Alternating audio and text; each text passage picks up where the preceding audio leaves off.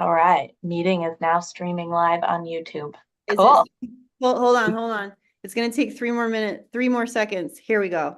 Now I gotta All oh, I right. gotta mute there. Okay. Okay, so welcome everybody. Thank you so much for coming. Thank you for spending your Friday evening with us. We have a very special guest today joining the ministry, the Universal Ministry of Transcendence.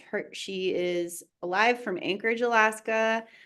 She's a part of the healing community here for so many people, and her name is Betsi Oliver.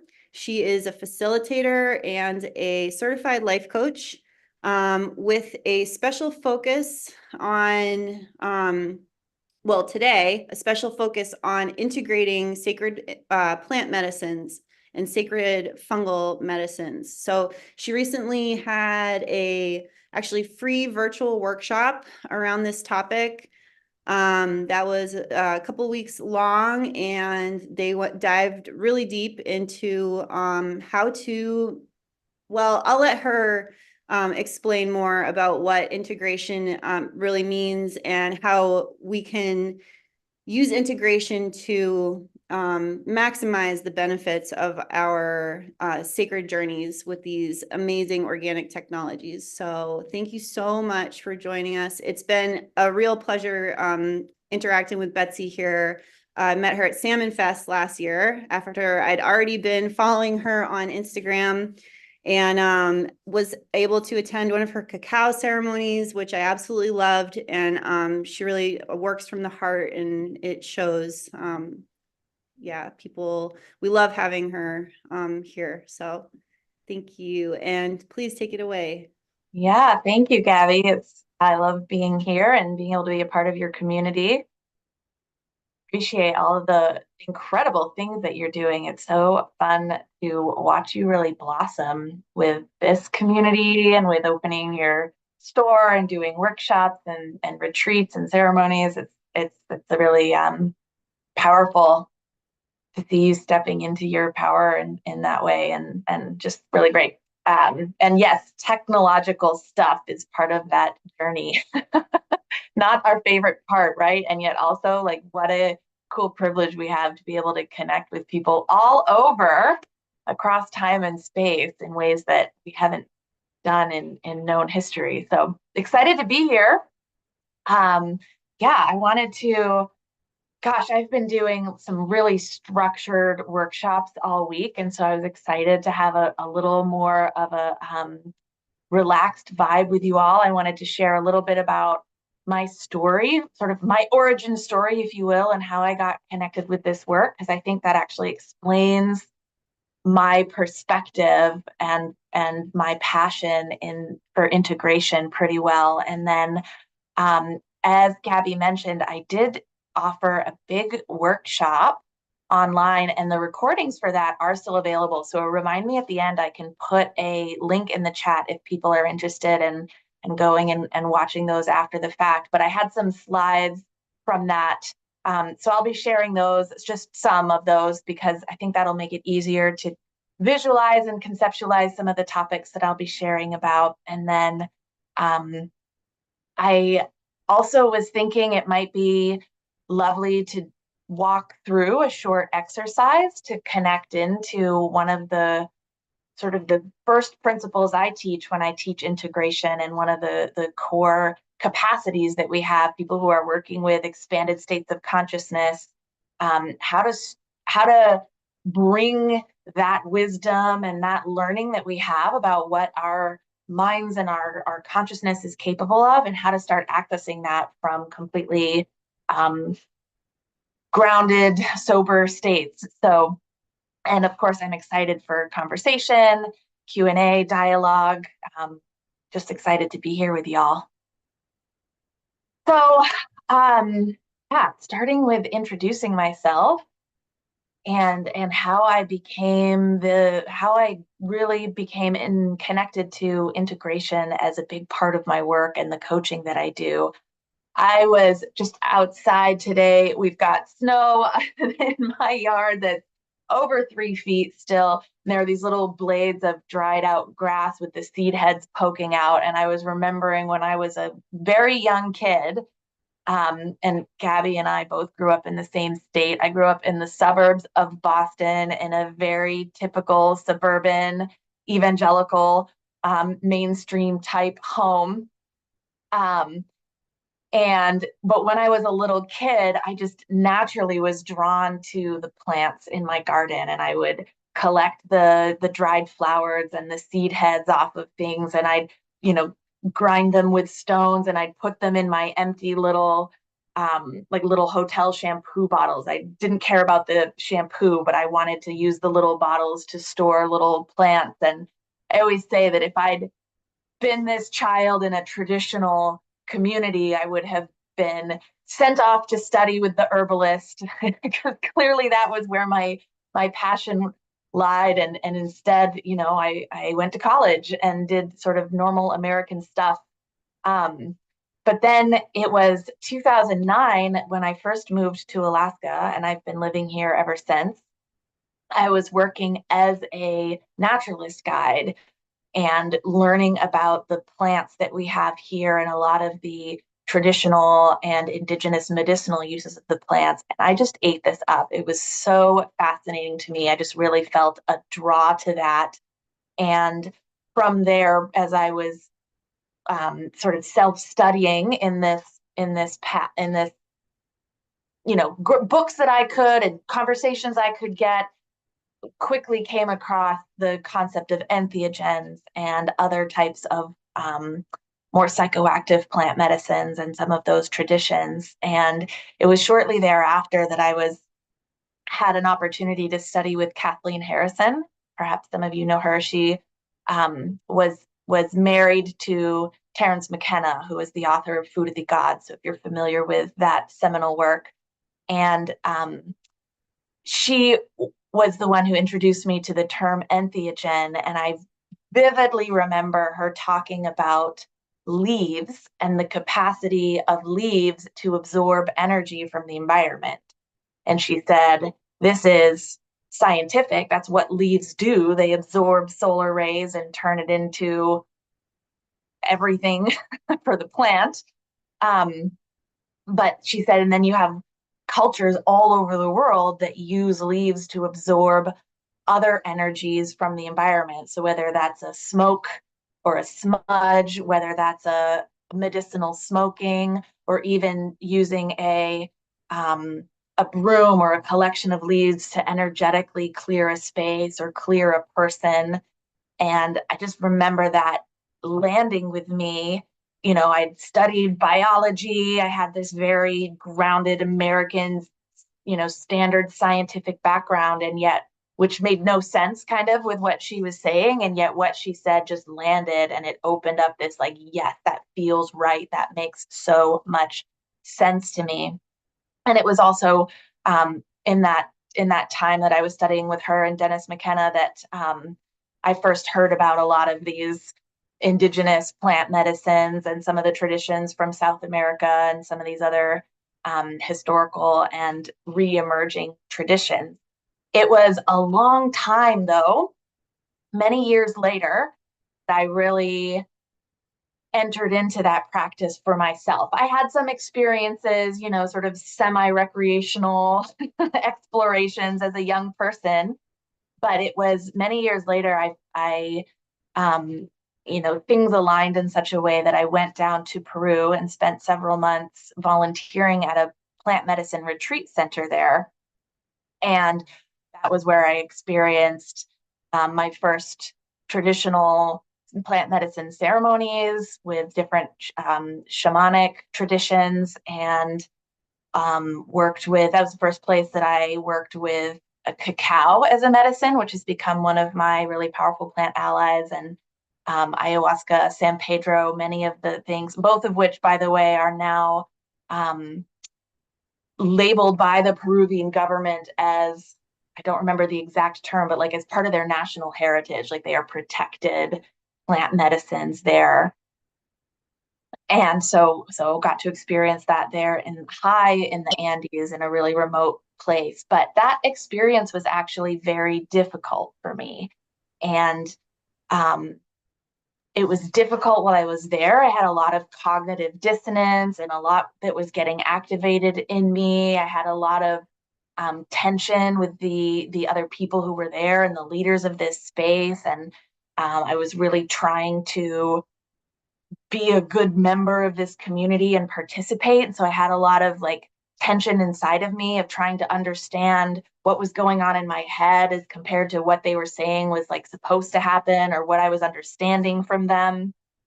And when I came back to Alaska after that time, that continued. And I really struggled to understand what's happening here. And in retrospect, when I look back on that time and like what I took to that experience in that retreat center is that I was really giving away my power. That I went there because I was lost and confused, certainly, and I was looking for answers, which I think is why many people turn to plant medicines, at least to begin with. But I was really seeking, well, one thing I was seeking was magic. Like I wanted to like a silver bullet. I'd heard the stories about people having really powerful one-time ceremonies where they went into the underworld or were eaten by the puma, or maybe you've heard, so maybe you didn't experience things like these, right? And I'd heard about these and I was like, if I can have that, then that's going to recreate me as this something else, right? There was something that I was sensing inside of me that I really wanted to be. And I went looking for something outside of myself to come and create that for me and like give me permission to be that. And another piece of how I was giving my power away, which I didn't even realize till much later as I was digesting and integrating this experience, is that I brought in a lot of my um,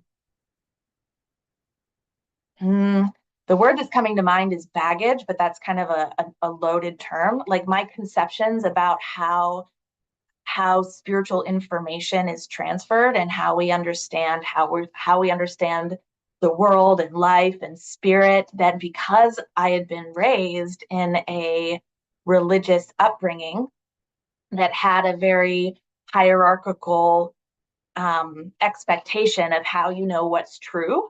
Even if you have your own personal spiritual experience within, the church context which I was raised, that it's accurate or valid because it matches with the tradition or, the man in the fancy hat at the front of the building who's telling you, like, this is how you understand spiritual truth. And so I took all of that mindset of like, oh, this is how spirituality works into the Maloka, into the ceremonial context. And there's a man in a fancy hat, very different kind of hat, right? But who's up there speaking and telling me things. And when I didn't understand or vibe or agree with the way he was describing reality, I made a shame story for myself. I took that as like, I'm wrong. I'm not thinking right. I'm not being right. And it reinforced a lot of the shame narrative that was still in me that was unexamined from my upbringing. So I went back home and I continued to seek. I continued to journey and work with medicines because I really sensed deep inside of me that there was something in the medicine experiences that was helping me touch truth and helping me understand my own self, what I was capable of, what life was, what life is, and how I was interacting with life and how life was interacting with me.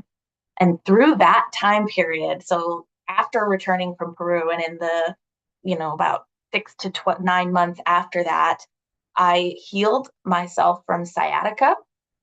So I'd started having sciatica in my 20s when I was working as a wilderness guide, moving too much heavy stuff that I shouldn't have been doing. And people told me this is chronic. This is something you're just going to have for the rest of your life. And in medicine states, I was able to actually go in and talk with my own body and understand how I needed to be moving differently so that I no longer experience that particular pain. I also had been experiencing chronic nausea for about 10 years at that point. Every day I had nausea and I would burp a lot, and I had no concept what it was. It wasn't connected to diet. Like, I had no idea what was causing this. And I started following my intuition, which was leading me to smoke certain herbs and work with some different plants through a smoking practice. And I remember having a lot of resistance to this because I was like, I shouldn't smoke, right? Like, my mind was telling me, oh, this isn't good, because one of the herbs that I was feeling really called to was tobacco. And so I had a lot of like, no, no, no, this is naughty, this is bad. And yet I found, as I was smoking these herbs, it was, tobacco and mugwort and oh, that's funny, my mind is blanking on it right now.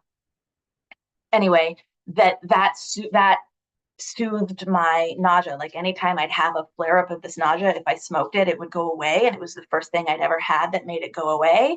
And now I don't get that anymore. Like, so it was treatment at first, and it connected me to other intuition, and I was able to move other energy as a part of that, and brought me to a place where I no longer had that chronic condition after 10 years of having it. So I started learning a lot about my own body and really discovering how my own inner knowing was capable of moving me in the directions that were right for me and right for my body and right for my energy and right for my spirit. And that was such a different understanding of how truth worked than what I had been thinking of it before, where truth kind of comes down through a hierarchy and there's one truth that's correct, and your job is to figure it out and then follow it. It was like, oh, there's different ways of connecting to what works for me and my body and my energy and my life.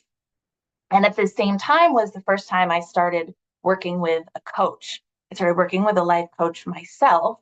And that's where I really learned some different ways of how to think about myself, how to relate to other people, how to think about how life works, that made sense for me.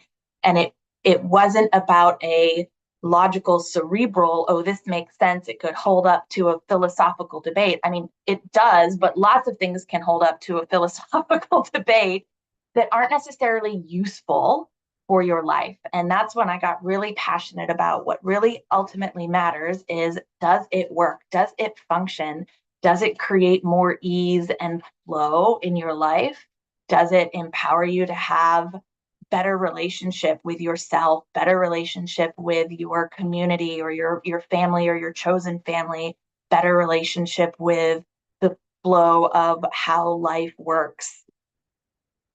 And from that, I really developed my philosophy on integration. I fuse what I learned in coaching with what I've learned through the plant medicines, and by continuing to study and work with different teachers from the like Western psychedelics school. And I would say, like, those are the core three pieces: is, does it empower yourself? Does it create a healthy inner relationship with yourself? For example, how this is different from the way a lot of spiritual or psychedelic communities are talking about it. Like, when I first stepped into those communities, everywhere I saw so much talk about ego death. You guys heard of this concept of ego death, and like, you have to kill your ego is the problem, you have to get your ego out of the way. And anytime I had confusion or didn't understand, I was told, oh, that's just your ego blocking you from accessing the truth, whatever that is. I completely turned that on its head, and I'm like, your ego is a part of you that actually plays a very important role in your life. And although most of us in our modern Western society have an ego that is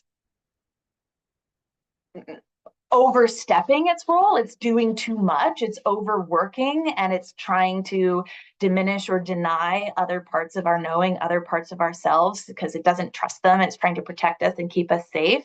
The goal is not to kill the ego. The goal is to elevate those other parts and bring the ego into a healthy relationship with all the parts of your knowing and the parts of your being. So that's the first part of my philosophy on integration. Is if you're integrating a psychedelic experience well, you're going to feel more empowered in yourself. You're going to have a healthy inner relationship. And then, does it create genuine connection with others, as opposed to does it reinforce some sort of hierarchy? So genuine, authentic, mutually empowering relationships with other people. And the third being, is it useful in life? Does it bring down your anxiety? Does it bring down your fear? Does it increase your ability and readiness to take action, your courage to boldly express yourself out into the world? Does it increase your alignment with what's actually happening, your harmony with the world? And I think this is important too, because there's a lot of, whether it's intentional or not, there's a lot of messaging out there that in order to really be healed, or in order to really be on a plant medicine path, that you need to somehow be like step away from life and somehow separate yourself and go live in a tree house, or go be in a cave somewhere meditating constantly. And we're at a time in human history where what is needed is people who are accessing these bigger truths about who we are and how life works, and then living in the world and bringing that into our communities and our workplaces and our relationships, and infusing these truths into every aspect of society. So now that the work that I do now, my primary role, I am a life coach. I work primarily with women, but I do occasionally take on clients who identify as something other than a woman if they're really the right fit for my work. I would say about 50% of my clients, give or take, are using expanded states of consciousness through plant medicines as part of their personal journey, whether or not we are directly speaking about that in our coaching work. The coaching helps them, the whole intention is how to actually live the life day to day that's a match for the true inner self that you have been sensing.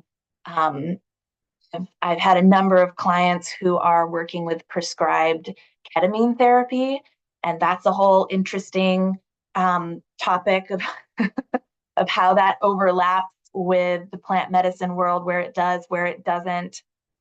But I've also seen people go to plant medicine ceremonies really intending to power up their lives and transform and heal, and come back and go through a complete disintegration where their lives completely fall apart. And sometimes it doesn't happen the day they get back, right? It can sneak up. It can happen in the weeks to months after a really powerful plant medicine experience, if you are not giving yourself, or you're not supported to have the spaces to really process and understand what happened. What did I experience there? What did I learn about myself? What did I learn about life? And what does that mean for me? What does that mean for me? And what do I want to do as a result? And so that's what integration is the work we do after an experience to make meaning from it, to really harvest wisdom and insight from that experience, and then to figure out how to apply that to our lives. I've also seen people who have developed a disempowered relationship with these plant medicines, where maybe they're a little like how I was. They're looking to these rituals, these ceremonies, or these states of being as the solution, and they're wanting that to somehow transform them or create them to be the magical way that they want to be, and go to the plant medicine rather over and over and over again, rather than really harvesting and integrating and taking the, what I always say, like taking the homework assignments and doing the homework. It's like you keep going back to class, but you're not doing any of the homework. So right now I am working on writing a integration handbook. I've noticed there's very few resources. I think these are emerging rapidly because of the cultural shift that we're experiencing right now, but a lot of the resources that are coming out are from the therapeutic world. And in psychedelic therapy, what's mostly happening is that therapists are already trained in a modality or various modalities like school of psychotherapy, and then they bring whatever that is into the psychedelic therapy. Like the psychedelics are a tool that are supporting their school of thought, whatever they're already trained in, whether that's IFS or CBT or whatever it is. So there's not a lot available yet for people who are looking to integrate plant medicine experiences from outside of the medical model, outside of a therapeutic, like therapeutic context in with a licensed medical professional.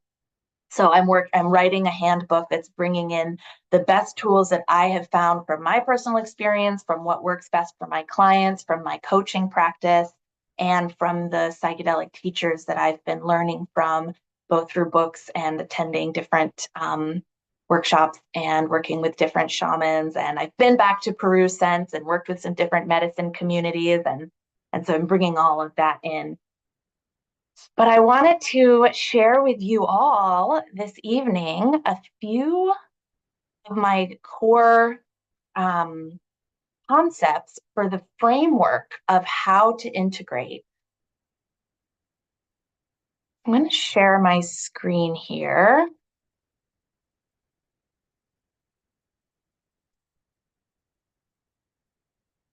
See if I can make it. Yeah, okay, you guys see just a pale blue screen now? Awesome.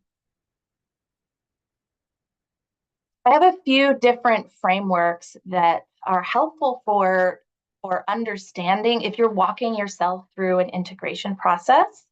Here are some different frameworks that can help you to do that in a way that empowers yourself.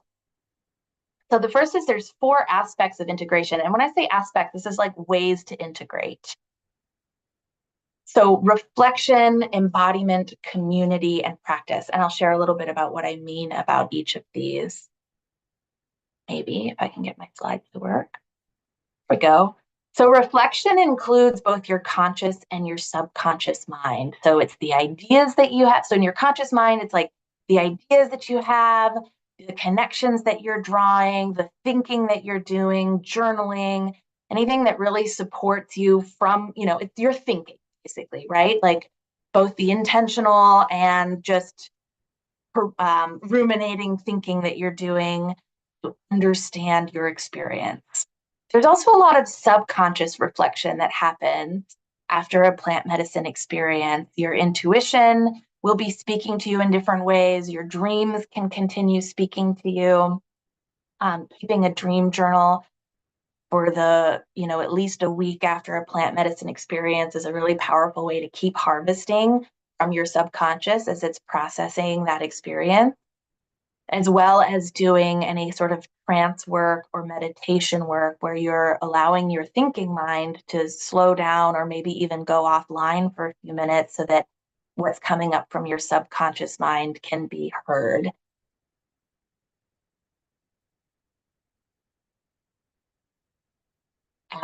Psychedelics really activate our subconscious, and plant medicines often speak to us through our subconscious better than through our conscious mind, right? Like when people talk about plants communicating with them, I wouldn't say never. I have experienced very clear thoughts, but way more often it's coming in through our subconscious sort of non-rational knowing.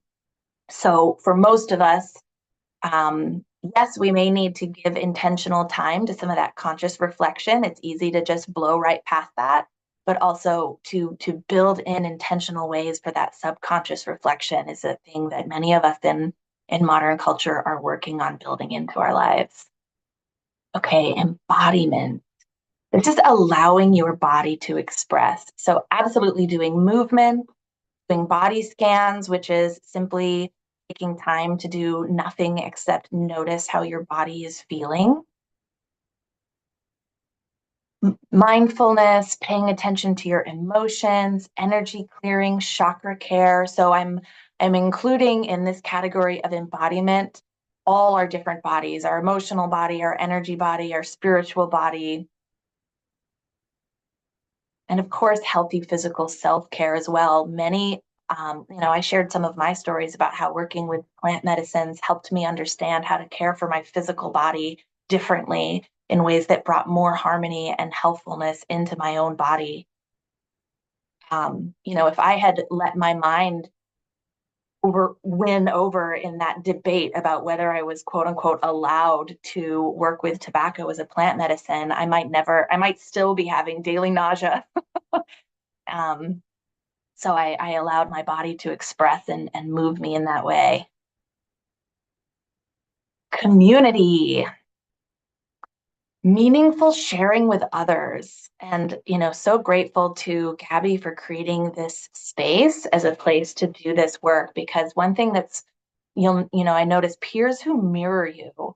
One thing that can happen if you're having really meaningful experiences with plant medicines is you may not know where it's safe to share this. And I don't just mean like politically safe or safe for your job. Many of us have that challenge as well, but also just emotionally safe.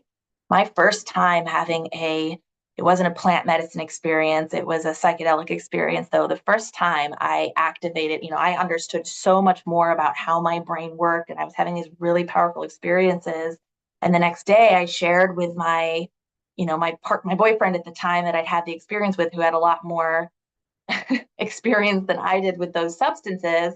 And his response was like, "Oh, yeah, that happens." It was very dismissive and just like, "Oh, yeah, don't worry about that. That's just, a side effect, basically.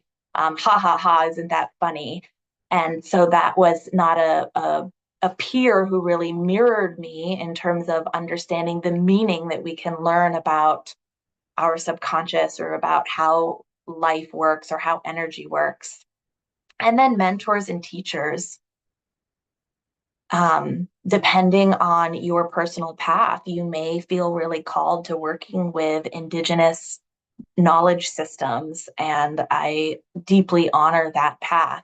And many of us are Western people where that's not very feasible or not very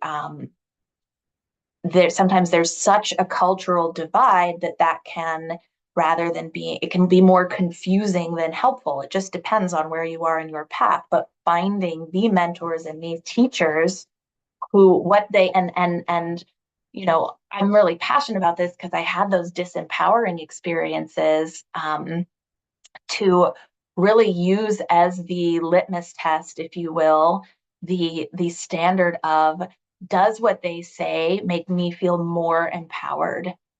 Or does what they say create more of a sense of shame or not enoughness, or I'm not there yet inside of me? And really leaning into the peers, the mentors, the teachers who you feel the resonance of, like, yes, this feels right. And this opens up energy inside of me. And practice. This is the taking action component, taking action based on your insight.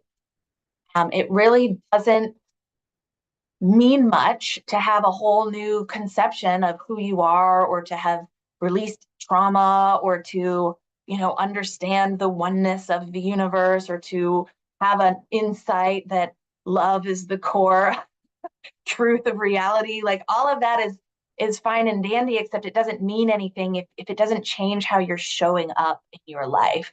And I like to think of action in two categories. One is behavior shifts, which is, it doesn't require learning anything new. It's just changing how you're showing up. So like an example of a behavior shift would be what time you wake up in the morning. Like it doesn't, you don't have to learn something new to wake up at a different time. You just make a choice and then figure out how to follow through on that choice.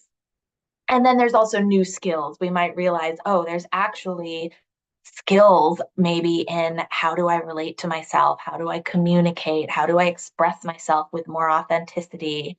Um, or even more practical skills that can support you to take action based on the insights that you have in your plant medicine experiences.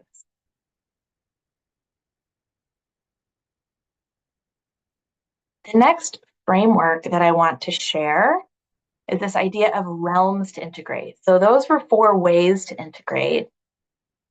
These are realms of a human, like realms of who we are. So we have our mind, our thinking mind, we have our heart or our emotions, and we have our physical body. Now you might say, oh, these sound really similar to what you just shared, but again, these are like different realms to integrate as opposed to different ways to integrate. So you can think about your body and you can also embody your body and actually move to understand it. If your mind and your heart and your body are your relationship with yourself, really, and then the spiritual realm is your relationship to all that is, your relationship to the divine, your relationship to oneness or consciousness.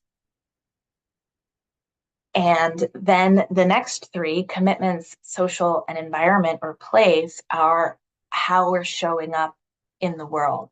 So the first 3 are our relationship with ourselves, the spiritual is our relationship with the all, and the last 3 is our relationship with the rest of the known, like the grounded universe that we're living in. So commitments, this one takes a little bit of explaining. I don't have a great word for it yet. And these realms, by the way, I didn't make these up. These are echoed across a number of teachers in the psychedelic community. And I haven't, like, all of them use a different word for this line, the commitments line. And I haven't found the right word that really nails it without some explanation. But basically it's are you showing up externally the way you feel that you are internally? So like one way to think about this is like your ethics, right? But I think that it goes even deeper than this. Like it's so often that we feel ourselves to be one way, and yet we're not allowing that to express authentically out into the world. We're holding that back in a lot of ways. So that's an area where we get more clarity when we work with plant medicines, and we can often see more clearly then where we can grow and improve. Social is our connections to our family, our love relationships, our community, to other human communities, all our human interactions. And then environment or place. This is definitely includes our connection to nature, to plants, to the earth. It also includes our connection to human spaces. So anywhere that we are spending our time, does your home energy reflect the inner experience, how you want it?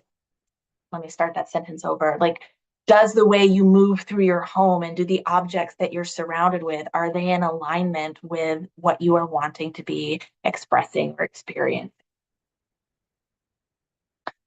I was working with I wasn't really working with him. I have a dear friend who is in the military and has been working with some underground plant medicine experiences to try to heal some of his trauma and some of his health concerns. And, he needs to keep this deep underground because it would be a risk to his professional career. And so he wasn't able to commit to any, communities or long-term integration support. He didn't feel like that was a safe commitment for him. So I literally gave him these 7 words on a sticky note and gave that to him and came back a few weeks later, and I said, how's your integration going? And he said, these 7 realms have been so helpful for me just understanding my own experience. He said, it's sort of like if someone makes you an incredible multi-course meal, and at the end of it, they ask you, how was dinner? And you're like, it was great. It was amazing. Best meal I ever had. But that's kind of all you can say about it. And he said, versus having these written out is sort of like if someone asked you, how are the Brussels sprouts? And you could say, oh, they were roasted and they had a little crunch on them and the seasoning was like this, that, or the other thing. And if they said, and how was the dessert? You could say, oh, it was this lemon with cream, whatever, whatever. So he said they all inform and interact with each other. They're not totally separate. And yet being able to think about them separately also is empowering him to understand how they're all connected and make more meaning as well. One definition of the term integrate is literally to make a whole of all the parts. So if these are the parts, by getting clear on what the parts are, we can do a better job of bringing them into a healthy whole.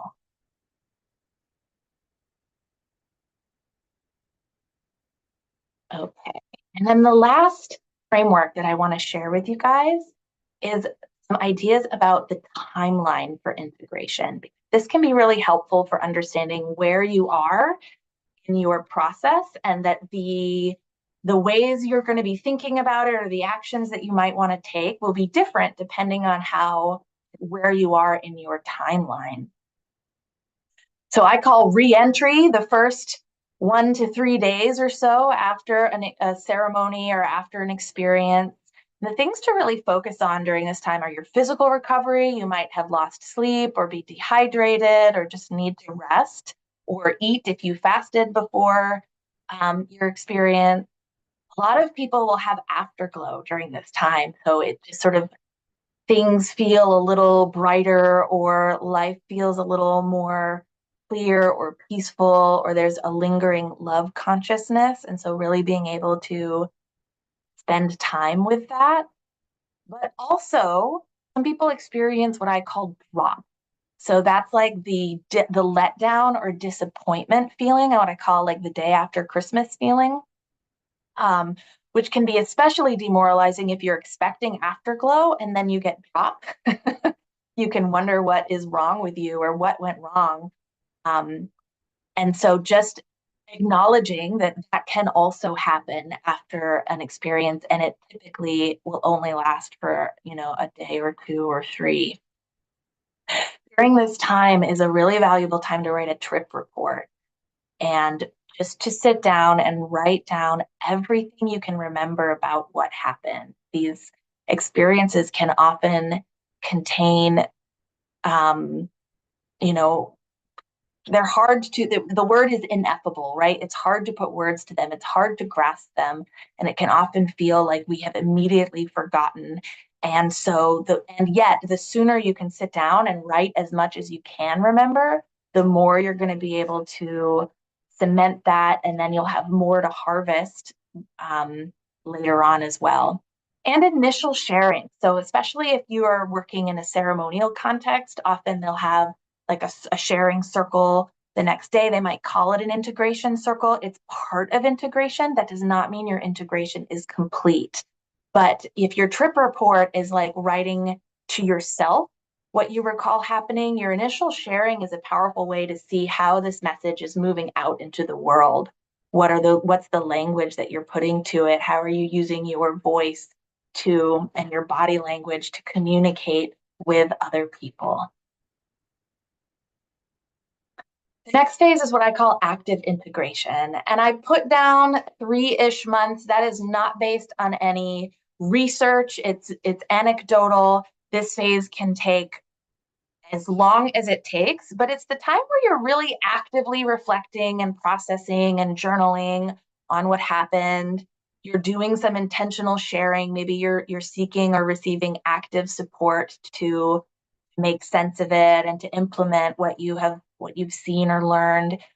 During this time is where you want to identify any desired changes you might want to make in your life and to implement systems to actually make those changes. I really like to tease these out as 2 separate bullet points because it's not really recommended to immediately make massive changes in your life after a mystical experience or a really profound experience. Even if you've seen that there are changes you want to make, it's not, nothing should feel urgent other than if something's unsafe, right? Then that might be urgent. But if it's not an unsafe situation, give it some time to marinate, really identify what are the changes you want to make, and then implement systems so that those changes can be supported over time.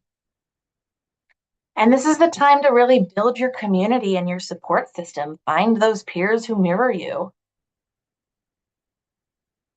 And then there's the extended integration, right? This is what can literally last for the rest of your lifetime, where you're going to see, evaluate the actions that you committed to stick. Did they work?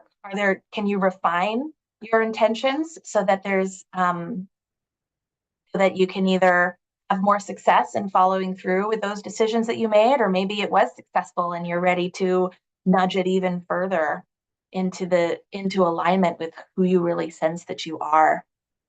Um, every single person that I had spoken with or learned from or read who is a lifelong um, part of a plant medicine practice says that it's the other practices that they use, the meditation, the movement, the mindfulness, the things they can do on a daily basis that have the biggest impact in their life, in their daily life and their integration. And we revisit the wisdom periodically. We go back, we reread those trip reports or those journals, or look at the drawings that you made as part of your integration process and allow the meaning to evolve.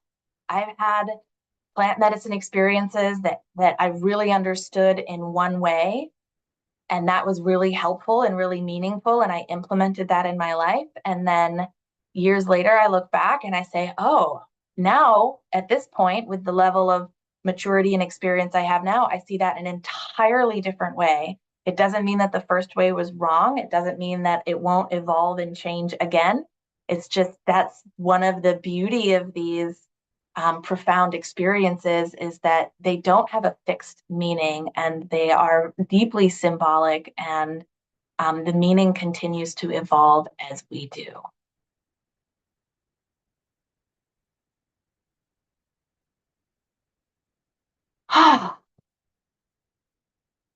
So that was a lot of theory for you all. Hopefully you can find those frameworks helpful to support you in making some, it can feel really messy, really gray, like you're wandering around sort of poking at things and uncertain how to make sense of it all. And having frameworks like this can give our minds, our journaling practice, even the way we're thinking or speaking about it, some anchors to grab into and to help us tease it apart and start to make more sense of it.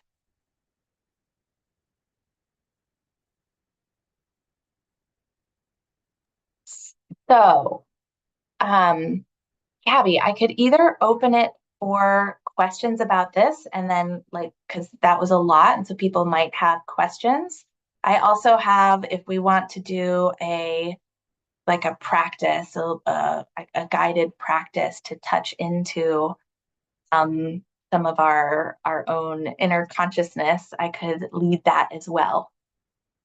Thank you so much, Betsy. This is very thorough and very useful information for us. I took good notes here, and it makes me think about my process. I also really loved hearing about what brought you to this work, and your sharing of your story. I learned some new things about you, and I just love hearing that authentic journey that you've been through, and why you are so passionate about this integration. So in your coaching. So I think, although it would be a good time to open it up, but I would love to have the meditation on the live stream. And Yeah. once I open it for questions, I'm going to turn off the live stream. Okay. So is it okay if we do the integration practice meditation first? Sounds good to me. Absolutely. Okay, awesome. Yeah. Awesome. So, if you're in a place where it's safe to close your eyes, You are welcome to close your eyes, setting things to one side. Maybe bringing a little movement to your body to connect with your physical body, rolling your shoulders, gentle stretch, getting your seat settled so that you can then come to some stillness. Allowing your breathing to slow and deepen to whatever depth feels really nourishing to you in this moment. There's no requirement or expectation to breathe a certain way, just allowing your body to direct your breath to whatever feels nourishing in this moment.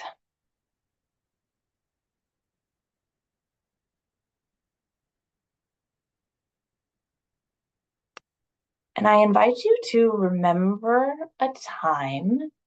It may have been in a plant medicine experience, but it doesn't have to have been. Some time in your life when you felt really connected to what felt bigger than your own self, to an experience of awe, to an experience of wonder, to a connection to an intelligence greater than yourself. It might have been with a work of art or a piece of music or someplace in nature. Might have been in connection with a plant or a sacred medicine.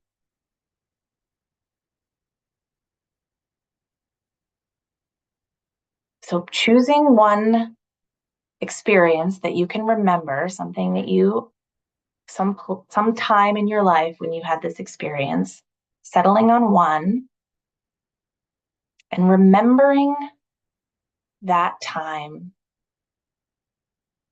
remembering what the air felt like around you, what was underneath your feet. Was there a smell? What was the quality of the light?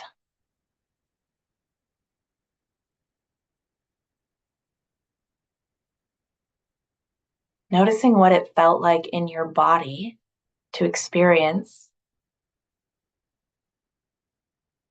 that connection, that awe, that wonder,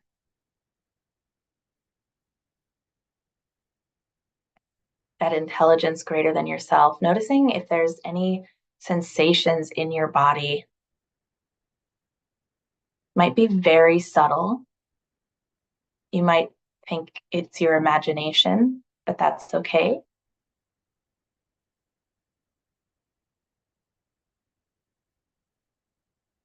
And if there's some place in your body that you are sensing this the most, putting your hand there. Just putting your hand there, breathing into the sensation, turning towards it, noticing it, allowing it to take up even more space.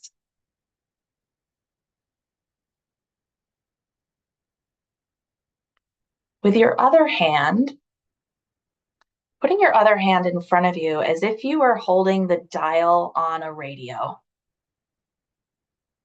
And if 10 out of 10 was you are feeling so connected to this experience right now that you think if you were to open your eyes, you'd be right back there in that place. And 0 is no connection at all. Finding the number on the dial that's a match for how connected you are right now to that experience that you had in your past. So there's no right or wrong here, just finding whether it's a 6 or 7, 2 or 3, finding where you are on the dial in terms of your connection into this experience of awe and wonder and connectedness. And then once you've landed on a number that feels like the right fit for you, take your hand and turn the dial up a couple of notches and see if you can have an experience in your body of that connection growing, of turning the volume up on this experience. See if you can expand that sensation, or if it expands on its own simply by you turning that dial. Maybe playing with it, going up and down a little bit, noticing.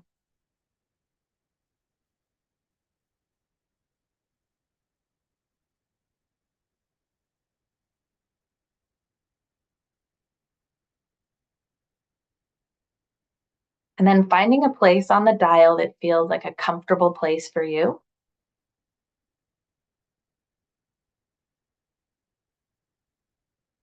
Where you want to leave that for now.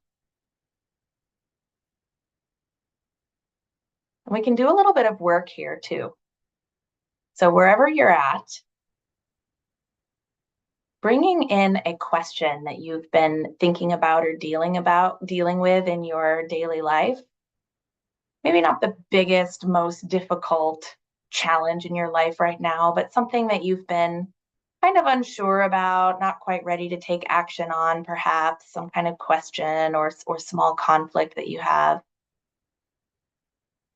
Bringing that into your thoughts from your current expanded state of consciousness, from this connection to the intelligence that is greater than your own self. Just spending a moment to reflect on this challenge area for you.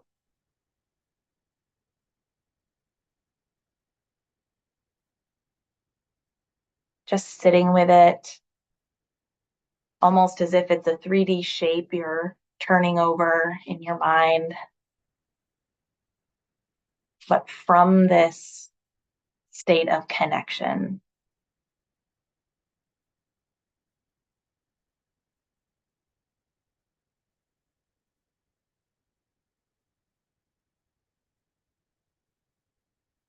And then taking a breath,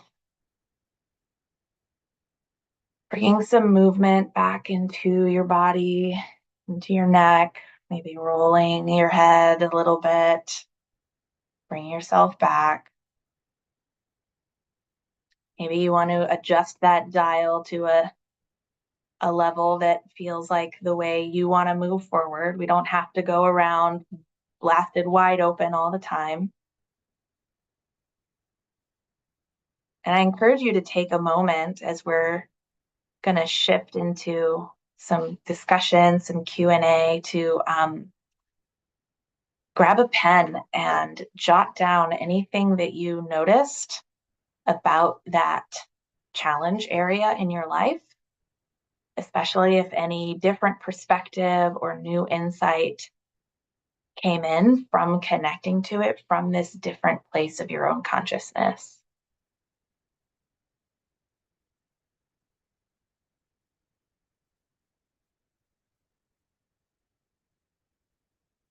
I like that exercise because it really reminds me that the state that, when I think of a plant medicine, it's so different from the Western concept of medicine, which is like, we're going to put a molecule in your body to fix a problem, versus plant medicines are teaching us about what we are already capable of and what our true natural state is. And so if you have accessed a state of awe or wonder or connectedness in a plant medicine ceremony, one way to integrate is to learn how to tap into that. Like, that's something that you are capable of all the time. And learning how to access that and turn that on, even if we don't get to a 10 out of 10, just going from a 2 to a 4 is opening us up to more of the wisdom, of the deep knowing, of the insight that comes from those expanded states of consciousness. And so learning how much control that we have over that in our own selves, just with our intention and with our focus. I think we should have done that first because I'm feeling so different afterwards. I agree. I was able to just exactly what you said. I felt what I wrote down was that I feel like connecting to that energy is available to me anytime that I want to revisit those feelings and those insights. And also another thing that came up for me was the physical movement of changing, turning it up and turning it down, how I can use my physical movements to change my mindset. And I love what you said earlier about how you were able to heal yourself physically through the insights and the integration and through the plant medicines, because I think sometimes that's not talked about quite as often as the like emotional and like trauma like energetic healing that comes with engaging in these entheogens.